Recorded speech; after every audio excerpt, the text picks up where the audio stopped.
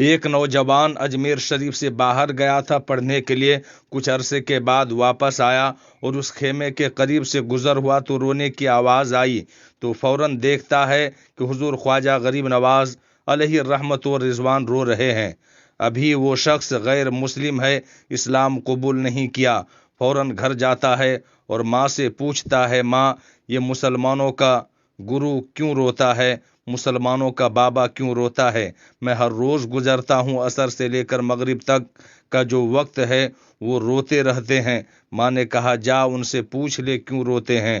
وہ نوجوان حضور خواجہ غریب نواز کے خیمے میں آتا ہے اور کہتا ہے کہ اے اسلام کے گرو بابا، میں روز یہاں سے گزرتا ہوں، آپ کے رونے کی آواز آتی ہے، بتائیے آپ کیوں روتے ہیں؟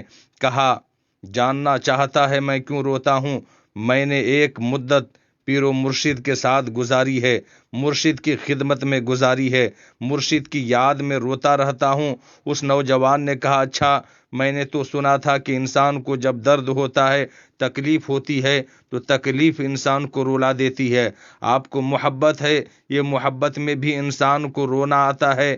کہا، ہاں نوجوان، انسان محبت میں بھی روتا ہے۔ کہا، تو پھر مجھے بھی رونا ہے، میں بھی رونا چاہتا ہوں، مجھے بھی رونا سکھا دیجئے۔ کہا، تو رونا چاہتا ہے؟ کہا، روز رونا چاہتا ہوں۔ کہا، ٹھیک ہے، دو شرطیں ہیں، ایک تو مسلمان ہو جا، دوسری میرا مرید ہو جا۔ کہا، ماں سے پوچھ کر آتا ہوں۔ ماں کے پاس گیا اجازت لینے کے لیے۔ ماں نے کہا، تو ضدی ہے، جو ارادہ تو کرنا چاہتا ہے وہ تو کر لیتا ہے، جا جو کرنا چاہتا ہے کر لے۔ حضور خواجہ غریب نواز کے دربار میں حاضر ہوتا ہے اور عرض کرتا ہے، اے بابا، میں بھی مسلمان ہونا چاہتا ہوں، مجھے مرید کر لیجئے۔ حضور خواجہ غریب نواز نے مرید کر لیا اور کلمہ طیبہ لا الہ الا اللہ محمد الرسول اللہ صلی اللہ تعالیٰ علیہ وسلم پڑھا کر کے اسلام میں داخل کیا اور اپنا مرید کر لیا۔ حضور خواجہ غریب نواز کا مرید ہو گیا۔ حضور خواجہ غریب نواز نے کہا، اب سارا وقت تیرا میرے ساتھ گزرے گا، ناشتے کے وقت خواجہ غریب نواز کے ساتھ، سحری کے وقت خواجہ غریب نواز کے ساتھ، افطاری کے وقت خواجہ غریب نواز کے ساتھ۔ پورا دن اسے خواجہ غریب نواز کی کچھ ایسی عادت پڑی کہ وہ حضور خواجہ غریب نواز کا دیوانہ ہو گیا، حضور خواجہ غریب نواز کا عاشق ہو گیا۔ کچھ عرصہ ہوا، حضور خواجہ غریب نواز نے فرمایا، اب تیری 3 دن کی چھٹیاں ہیں، 3 دن کے لیے چلا جا۔ اس نوجوان نے کہا، ٹھیک ہے۔ حضور خواجہ غریب نواز نے کہا، 3 دن تک اب تو ہم سے ملاقات نہیں کر سکتا ہے، تجھے ہم سے ملنے کی اجازت نہیں ہے۔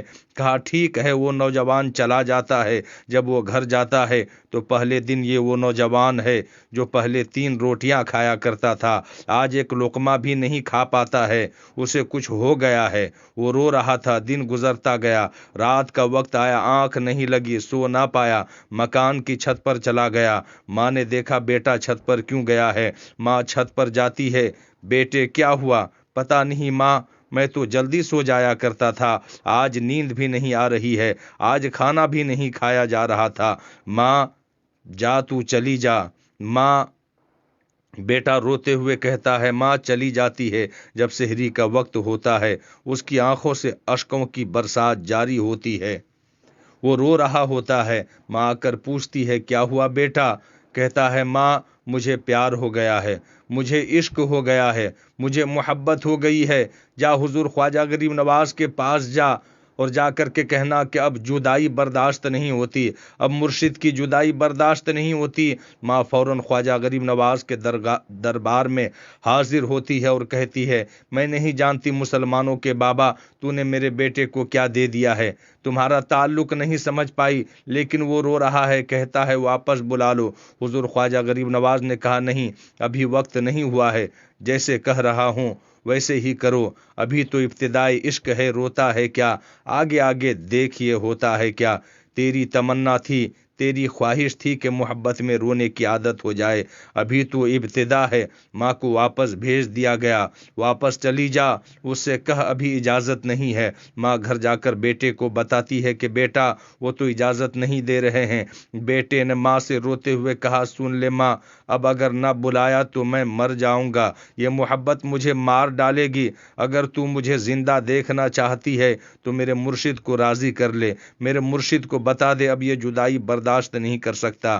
ماں فوراً حضور خواجہ غریب نواز کے دربار میں حاضر ہوئی اور خواجہ غریب نواز سے عرض کیا کہ ایک ماں کی تمنا ہے، اسے بلا لو، وہ مر جائے گا۔ حضور خواجہ غریب نواز نے کہا ٹھیک ہے، ایک ماں کی تمنا ہے، تیری بات مانتا ہوں، جا اسے بلا لے۔ وہ فوراً بھاگتا ہوا حضور خواجہ غریب نواز کے دربار میں حاضر ہوتا ہے۔ اس وقت خواجہ غریب نواز اپنے مریدوں کو درس دے رہے ہیں۔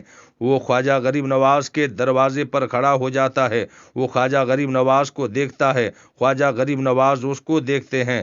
حضور خواجہ غریب نواز نے اس کی آنکھوں سے آنکھیں ملائی اور کہا اب پتہ چلا محبت میں رونا کیسے آتا ہے۔ اس نے کہا اے خواجہ غریب نواز کرم فرمائیے۔ فوراً غریب نواز کے قدموں سے لپٹ گیا۔ مرید یہ سارا ماجرا دیکھ رہے ہیں، یہ مرید رو رہا ہے، بلکہ یہ مرید ہی نہیں، وہاں جتنے بھی مرید تھے سب رو رہے تھے اس پیار کے رشتے کو دیکھ کر۔ اور پھر خواجہ غریب نواز نے پوچھا آج رات تو نے کھانا کھایا تھا؟ کہا نہیں کھایا تھا۔ حضور خواجہ غریب نواز نے کہا میں نے بھی نہیں کھایا تھا۔ پھر خواجہ غریب نواز نے فرمایا آج رات سویا تھا؟ کہا نہیں سویا تھا۔ کہا آنکھ مجھے بھی نہیں لگی، نیند مجھے بھی نہیں آئی۔ یہ منظر سارے مریدین دیکھ رہے ہیں، وہ مرید بھی رو رہا ہے اور حضور خواجہ غریب نواز کی آنکھوں سے بھی اشکوں کی برسات ہو رہی ہے اور آنکھیں اشک بار ہے، اور جتنے لوگ وہاں پر موجود ہیں سب کی آنکھیں بھر آئی ہے، سب کی آنکھوں سے اشکیں جاری ہے۔ میری داستان حسرت وہ سنا سنا کے روئے، میری داستان حسرت وہ سنا سنا کے روئے، میرے آزمانے والے مجھے آزما کے روئے۔ کوئی ایسا اہل دل ہو کہ فسانہ اے محبت، کوئی ایسا اہل دل ہو کہ فسانہ اے محبت، میں اسے سنا کے روؤں وہ مجھے سنا کے روئے، وہ مجھے سنا کے روئے۔